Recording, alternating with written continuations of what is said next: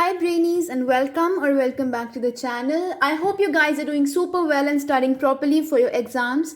I am your Brainy mentor and today we'll be doing the easiest chapter of economics, that is environment and sustainable development. इस chapter में जो भी हमने 6th 7th 8th 9th 10th में जो basics की हुए हैं एनवायरनमेंट के बारे में, environmental crisis and all that, वही हम करेंगे. So let's start. सबसे पहले हमारा टॉपिक आता है द कॉन्सेप्ट ऑफ एनवायरनमेंट, कि एनवायरनमेंट होता क्या है. अब देखो, छोटे बच्चों वाले डेफिनेशन तो हम लिखने नहीं वाले, इकोनॉमिक्स पढ़ रहे हैं. What will be writing is environment is defined as all those conditions and their effects which influence human life. ऐसे कौन से कंडीशंस होते हैं जिनसे ह्यूमन लाइफ पे असर पड़ता है, दैट इज कॉल्ड एनवायरनमेंट. या फिर और क्या बोल सकते हैं, the sum total of surroundings and the totality of resources that affect our existence and the quality of our life, that is called environment. जो भी हमारी सराउंडिंग्स हैं, जो भी हमारी सराउंडिंग्स में रिसोर्सेज हैं जिससे ह्यूमन लाइफ इन्फ्लुएंस होती है, that is called your environment. ठीक है. अब as you all know, environment is of two types. Environment में मतलब टू टाइप्स ऑफ एलिमेंट्स होते हैं. First we have the physical elements या फिर एबायोटिक एलिमेंट्स, और दूसरे होते हैं लिविंग एलिमेंट्स और द बायोटिक एलिमेंट्स या फिर लिविंग या नॉन लिविंग थिंग्स जिनको हम कहते हैं, है ना. सो फिजिकल या फिर एबायोटिक में वो आते हैं कि जो फ्री गिफ्ट ऑफ नेचर होते हैं, रिसोर्सेज जैसे एयर, वाटर एटसेट्रा, जो नॉन लिविंग थिंग्स होते हैं. एंड लिविंग और एबायोटिक एलिमेंट्स में लिविंग क्रिएचर्स आते हैं जैसे birds, animals, human beings, all living creatures. So that is environment. Environment में living and non living things आते हैं. ठीक है. एंड नॉन लिविंग थिंग्स को हम क्या बोलते हैं, फिजिकल एलिमेंट्स. ठीक है. अब बात है second topic, that is significance of environment. Environment की क्या इंपॉर्टेंस है. ठीक है, सबको पता है, चलो मैं एक्सप्लेन कर ही देती हूँ, इजी हो जाएगा. First is environment offers resources for production के लिए रिसोर्सेज आते हैं, जैसे कि you need stones, you need bricks. वो सब कहाँ से आते हैं, वो सब आते हैं इन्वायरमेंट से. वुड चाहिए होता है प्रोडक्शन के लिए, वो कहाँ से आते हैं, इन्वायरमेंट के लिए. ठीक है. तो क्या बोला गया, environment includes physical resources which are available to us as a free gift of nature. Physical resources होते हैं, जैसे वाटर होता है, वुड होती है, हमें चाहिए होता है. So that is free gift of nature and these resources are used as inputs for production. जैसे हम वुड यूज करते हैं, वो क्या है, इनपुट फॉर प्रोडक्शन. ठीक है. वुड से ही बाद में आगे चेयर्स बनती हैं, ऑल दैट फर्नीचर बनता है. ठीक है. अब सेकंड आता है एनवायरमेंट सस्टेन्स लाइफ. सो क्या बोला गया, जो एनवायरनमेंट है वो सभी एसेंशियल एलिमेंट्स प्रोवाइड करता है, जैसे एयर प्रोवाइड कर रहा है, वाटर प्रोवाइड कर रहा है, सब कुछ प्रोवाइड कर रहा है जिससे लाइफ चलती रहती है ऑन दिस अर्थ. क्लियर. फिर बोला गया है एनवायरमेंट एसिमिलेट्स वेस्ट. तो क्या बोला गया, जो भी वेस्ट होती है प्रोडक्शन से, कंजम्पशन एक्टिविटीज से, वो क्या करता है, वो एनवायरनमेंट उसको एब्जॉर्ब कर लेता है. ठीक है. अब next, environment enhances quality of life. हमारी क्वालिटी ऑफ लाइफ भी इंप्रूव होती है. So man enjoys his surroundings enhancing his quality of life. Surroundings enjoy करते हैं लोग, उससे क्या होता है, उनकी क्वालिटी ऑफ लाइफ भी बढ़ती है. ठीक है. सो स्टैंडर्ड ऑफ लिविंग जो इसको हम कहते हैं वो भी इनहांस होता है. ठीक है. अब थर्ड हमारा टॉपिक आता है एनवायरमेंटल क्राइसिस. ठीक है. सो कौन से क्राइसिस आ रहे हैं. पहला क्राइसिस ये आ रहा है, carrying capacity of the environment. So क्या बोला गया, state of balance between rate at which natural resources are exploited and the rate at which these resources are regenerated. So हमने एक बात नोटिस की है, पहली चीज़ जो हमने नोट ये की है कि जो नेचुरल रिसोर्सेज हम यूज़ कर रहे हैं ना, बहुत जल्दी यूज़ कर रहे हैं, बट उनको रीजेनरेट होने में, फिर से बनने में बहुत टाइम लगता है ना. And the second one is absorptive capacity of the environment, की ability of the environment to absorb waste occurring due to production and consumption activities in the economy. हमारे इन्वायरमेंट में इतना ज़्यादा क्षमता नहीं है, इतनी ज़्यादा पावर नहीं है कि वो सारी की सारी वेस्ट ही एक्यूमुलेट कर ले अपने अंदर, सारी की सारी एब्जॉर्ब कर ले अपने अंदर. ठीक है. सो ये थे हमारे two you can say characteristics जिनको हम कह सकते हैं ऑफ इन्वायरमेंटल क्राइसिस. सो बोला गया कि environmental crisis occurs when carrying capacity of the environment is challenged through excessive exploitation of natural resources or when generation of waste exceeds the absorptive capacity of the environment. कि एक environmental crisis होता कब है, कि जब हमारे जो environment की कैरिंग कैपेसिटी है, मतलब जो हम नेचुरल रिसोर्सेज यूज़ कर रहे हैं वो ज़्यादा होते हैं as compare to the resources जो जनरेट हो रहे हैं। जब वो मतलब नेचुरल रिसोर्सेज जो हम एक्सप्लॉइट कर रहे हैं वो ज़्यादा होते हैं, एंड जो एब्जॉर्प्टिव कैपेसिटी होती है हमारी सॉइल की, इन्वायरमेंट की, वो कम हो जाती है, that is called your environmental crisis. तब हमारा इन्वायरमेंटल क्राइसिस आता है। ठीक है, अब आगे बोला गया causes of the environmental crisis. ऐसा क्यों हो रहा है कि हमारा इन्वायरमेंट में क्राइसिस क्यों आ रहा है? तो क्या कॉजेज हैं? पॉपुलेशन एक्सप्लोजन, पॉपुलेशन बहुत बढ़ गई है, पॉवर्टी बहुत बढ़ गई है, आपको पता ही है लोग कैसे कैसे कंजस्टेड एरियाज में रहते हैं एंड ऑल दैट। अर्बनाइजेशन बहुत बढ़ गई है, फैक्ट्रीज बन रही है, इंडस्ट्रीज बन रही है, and increase use of insecticides, pesticides and chemical fertilisers. तो आपको पता ही है कितना ज़्यादा यूज हो रहा है इन एग्रीकल्चर, है ना। And we also have disregard of civil norms, कि मतलब जो लोग हैं वो नॉर्म्स वगैरह हैं, जो भी रूल्स हैं उनको फुलफिल नहीं कर रहे हैं, इसलिए हमारे जो क्या है इन्वायरमेंटल क्राइसिस हो रहा है। So these were the causes of environmental crisis. अब हमारा टॉपिक आता है ग्लोबल वार्मिंग। सो ग्लोबल वार्मिंग आपको पता ही है कि जब हमारा अर्थ का टेम्परेचर बढ़ता है due to environmental pollution and deforestation. So gradual but constant increase in the global temperature due to environmental pollution and deforestation. ठीक है, अब क्योटो प्रोटोकॉल जो कि 1977 में साइन हुआ था, एक ऐसा एग्रीमेंट था जो कि यूएन में साइन हुआ था ऑन क्लाइमेट चेंज। ठीक है, एक यूएन कॉन्फ्रेंस हुई थी क्लाइमेट चेंज पे। ठीक है, क्या बोला गया, उसको हमने नाम दिया Kyoto protocol because it was held in Kyoto in Japan.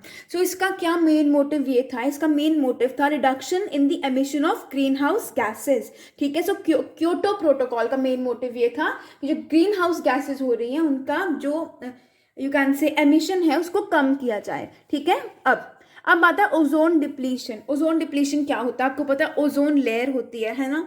So reduction in the ozone layer in the stratosphere. जो हमारा स्ट्रेटोस्फेयर है, एटमॉस्फेयर का एक लेयर है, उसके अंदर क्या है? उसके अंदर होती है ओजोन लेयर। और अगर वो ओजोन लेयर खत्म हो जाएगी तो क्या होगा? There will be a lot of global warming, kind of सब कुछ खत्म हो जाएगा। सो धीरे धीरे the ozone layer is depleting, that is a big problem for us, है ना। एंड ये ऐसा क्यों हो रहा है? Because of the presence of CFC। CFCs क्या है? Chlorofluorocarbons and bromofluorocarbons. BFCs and CFCs की वजह से ये सब हो रहा है। ठीक है, अब फोर्थ पॉइंट आता है state of environment in India, कि हमारे इंडिया में क्या कंडीशन है, सब कुछ क्या हो रहा है। सो बोला गया है कि इंडिया में nearly 18% of the world's population रहती है, एंड जोग्राफिकल एरिया कितना है इंडिया के पास? Only 2.5% of the world's geographical area.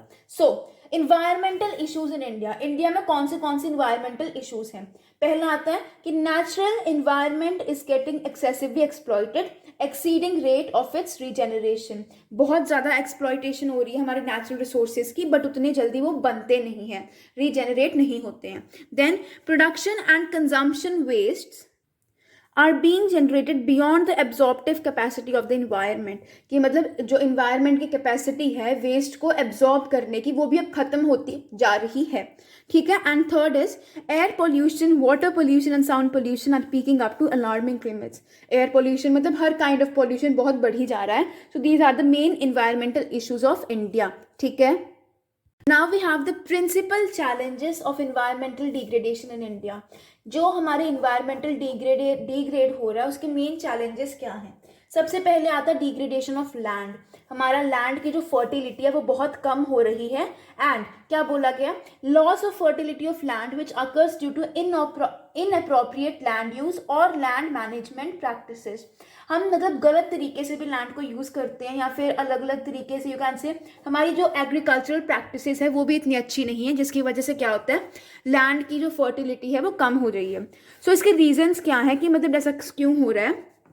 First reason is excessive grazing. लोग अपने जो एनिमल्स हैं उनको खुला छोड़ देते हैं, वो बहुत ज़्यादा क्वांटिटी में ग्रेज कर लेते हैं, मतलब घास चर लेते हैं जिसको हम कहते हैं। सॉइल इरोजन क्या होता है? जो हमारे ट्रीज हैं या फिर जो भी प्लांट्स हैं उनकी सॉइल को पकड़ने की जो यू कैन से कैपेसिटी है वो कम हो रही है। इसका रीज़न क्या है? लैंडस्लाइड्स हो रहे हैं, बहुत कुछ हो रहा है ना। Then we have shifting cultivation, एक जगह से दूसरी जगह पे जो कल्टीवेशन को शिफ्ट करते हैं। एनक्रोचमेंट ऑफ फॉरेस्ट लैंड्स को काट के क्या बना रहे हैं, वहाँ पर फार्म्स वगैरह बनाते हैं या फिर जो भी इंडस्ट्रीज वगैरह बनाते हैं, that is the main reason. Forest fire से भी डिग्रेडेशन होती है, अगर जंगल में आग लगती है तो क्या होता है, उससे सॉइल की फर्टिलिटी भी कम होती है। एंड इम्प्रॉपर क्रॉप रोटेशन की भी एक सिस्टम होता है कि पहले ये क्रॉप है तो उसके बाद यही क्रॉप आनी चाहिए, अलग क्रॉप आनी चाहिए, but we guys don't follow it. Farmers कुछ करते हैं, आई डोंट से अगर कोई कुछ करते भी हैं follow, but most of the people they don't. ठीक है, अब पहला तो हो गया डिग्रेडेशन ऑफ लैंड। अब आता है air pollution in the form of poisonous gases in the air. So reasons क्या हैं इसके, कौन से जो व्हीकल्स होते हैं वो रिलीज करते हैं पॉइजनस गैसेस, एंड इंडस्ट्रियलाइजेशन, जो बहुत ज़्यादा इंडस्ट्रीज बनती हैं। Third we have water pollution and management of fresh water. ठीक है, सो इसके रीजन के वाटर पोल्यूशन क्यों होता है, इंडस्ट्रियल वेस्ट की वजह से, जो आपको पता ही है ना। एंड क्यों होता है, because of thermal power houses, ये भी मेन रीजन है because of the water pollution.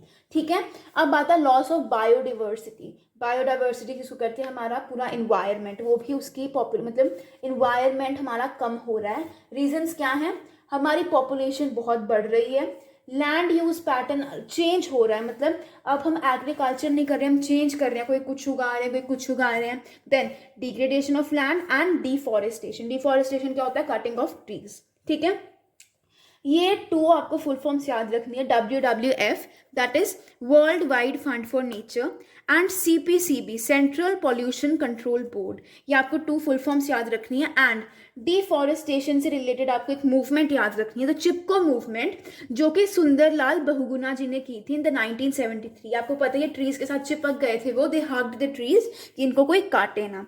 ठीक है, then we have solid waste management. तो सॉलिड वेस्ट आपको पता ही है क्या होती है, हार्ड वेस्ट जिसको हम कहते हैं, है ना। ये क्यों होती है, इनके रीजंस क्या हैं, urbanisation and unplan development of township, drainage system अच्छा नहीं होता या फिर जो भी सीवरेज सिस्टम है वो अच्छा नहीं होता, because of which solid waste अच्छे से मैनेज नहीं हो पाती है। ठीक है, now we have the last and the most important topic of this chapter, sustainable development. तो सस्टेनेबल डेवलपमेंट की पहले डेफिनेशन देखेंगे, it is the process of economic development with aims at raising the quality of life of the present generation without impairing the quality of life of the future generations। पहले समझो, economic development, हमारी जो country है उसकी economic development भी होगी with aims at raising the quality of life of the present generation। हमारी generation जो प्रेजेंट जनरेशन है उसकी क्वालिटी ऑफ लाइफ बढ़ाएंगे without impairing the quality of life of future generations, but future generations की जो quality of life होगी उस पर कोई असर नहीं पड़ेगा। सो क्या है, we will be doing our economic development in such a way कि हमारी जनरेशन भी अच्छे से रहे, हमारी जनरेशन की क्वालिटी ऑफ लाइफ भी अच्छी हो, एंड फ्यूचर जनरेशंस पे भी कोई ज़्यादा इम्पैक्ट ना पड़े, उनकी भी क्वालिटी ऑफ लाइफ अच्छी हो। ठीक है, अब जो सस्टेनेबल डेवलपमेंट का टॉपिक है सबसे पहले कहाँ सामने आया था, it was first emphasised by UN conference on environment, जिसको हम बोलते हैं UNCED, you have to remember this also. ठीक है, यहाँ पर सबसे पहले सामने आया था ये वर्ड। ठीक है, अब problems caused by the process of economic growth हो रही है, उससे बहुत प्रॉब्लम्स होती हैं। तो क्या प्रॉब्लम आती है, diverse crops grown on land have led to fall in the soil fertility, अलग अलग टाइप्स के क्रॉप्स उगाते हैं जिसकी वजह से सॉइल की फर्टिलिटी भी कम होती है। एंड एक्सेसिव माइनिंग, बहुत ज़्यादा माइनिंग करते हैं, अभी आपको पता है रिसेंटली कितने फ्लड्स आए थे, कितना कुछ हो गया, ब्रिजेस वगैरह गिर के, all because of excessive mining only. Clear, then we have the smoke from factories से जो स्मोक होती है उससे भी बहुत पॉल्यूशन होता है। Sustainable development requires rational utilisation of resources rather than fuller utilisation of resources. हमें अपने जो सस्टेनेबल डेवलपमेंट है वो क्या बोलती है, रिसोर्सेज को अच्छे से यूज़ करो, ओवर यूज़ मत करो, फुलर यूटिलाइजेशन मत करो, अच्छे से यूज़ करो ताकि फ्यूचर जनरेशन्स के लिए भी बच जाए। सो अब बात है स्ट्रैटेजीज फॉर सस्टेनेबल डेवलपमेंट, हम क्या स्ट्रैटेजीज यूज़ करें कि सस्टेनेबल डेवलपमेंट हो, मतलब इकोनॉमी की भी ग्रोथ हो, हमारा जो प्रेजेंट जनरेशन है उसकी क्वालिटी ऑफ लाइफ भी अच्छी हो, बट जो फ्यूचर जनरेशन है उसकी क्वालिटी ऑफ लाइफ पे कोई असर भी ना पड़े। सो judicious or optimum utilization of resources in a manner that the pace of economic growth is sustained, मतलब economic growth वही बनी रहे without challenging the ability of future generations की भी वही रहे, that is called your sustainable development। अब पहला आता है reliance on non conventional sources of energy.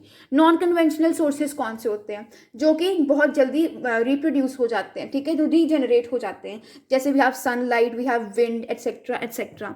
सो क्या बोला गया? India should focus more on getting power from solar and wind energy which are cleaner and greener sources of energy. अभी जो हमें पावर मिलती है most of the places that is from the biofuels only, petrol से, diesel से, उनसे हमें क्या मिल रही है? उससे हमें पावर मिल रही है, एनर्जी मिल रही है, ठीक है। बट क्या बोला गया? We should focus more on solar and the wind energy, ठीक है। देन एलपीजी और गोबर gas in the rural areas में एलपीजी यूज होनी चाहिए, लिक्विफाइड पेट्रोलियम गैस, या फिर गोबर गैस यूज होनी चाहिए। And for this only government of India launch the Ujjwala योजना का मेन फोकस क्या था? कि हम एलपीजी प्रोवाइड करेंगे एट लो रेट्स, मतलब सब्सिडाइज्ड एलपीजी प्रोवाइड करेंगे बिलो पॉवर्टी लाइन की विमेन के लिए। बीपीएल का फुल फॉर्म होता है, you can note it down, below poverty line, ठीक है। अब CNG in the urban areas, compressed natural gas in the urban areas. Example, Delhi Transport Corporation is the world's largest public transport network running on CNG. CNG जिसको हम आपको पता ही है ना, CNG use करते हैं आजकल, जो यू कैन से पेट्रोल पंप्स पे भी होता है CNG भराने के लिए, if you have the electric cars and all that, है ना, ठीक है। सो और क्या आती हैं, और कौन सी strategies we have wind power, ठीक है। विंड पावर से हम क्या कर सकते हैं? सस्टेनेबल डेवलपमेंट कर सकते हैं।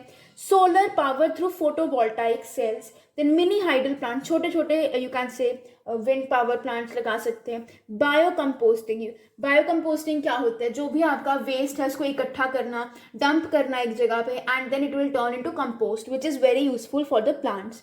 And then we have bio pest control, like जो भी पेस्टिसाइड्स वगैरह होते हैं उनको हम स्प्रे करते हैं, तो उनको मतलब कम स्प्रे करना, कंट्रोल करना, ठीक है। इसी के साथ ही पूरा चैप्टर खत्म होता है। बहुत इजी चैप्टर था, आई होप समझ आ गया होगा। अगर समझ आया, don't forget to like, share and subscribe to the channel. You guys are at Humanities Brainy Mentor. Have a great day.